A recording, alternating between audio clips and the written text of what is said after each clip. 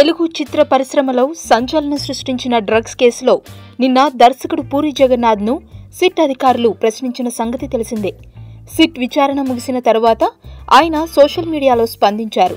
మీడియాలో వచ్చిన కథనాలు తనను ఎంతో బాధపెట్టాయని, నిజం చెప్పాలంటే మీడియా వారు తమ జీవితాలను నాశనం చేశారని ఆవేదన వ్యక్తం చేశారు. నేను సిట్ ఆఫీస్కు వెళ్ళాక నాపై వచ్చిన ఆరోపణలపై సిట్ అధికారులు చాలా ప్రశ్నలు వేశారు.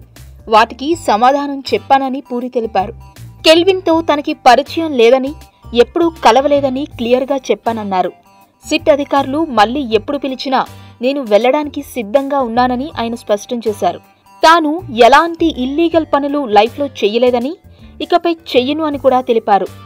మా అమ్మ, నా వైఫ్, నా పిల్లలు, అన్నదమ్ములు 4 రోజుల నుంచి ఏడుస్తూనే ఉన్నారన్న పూరి, నా ఫ్యామిలీయే కాదు మిగతా వారి పరిస్థితి కూడా ఇలాగే ఉందన్నారు.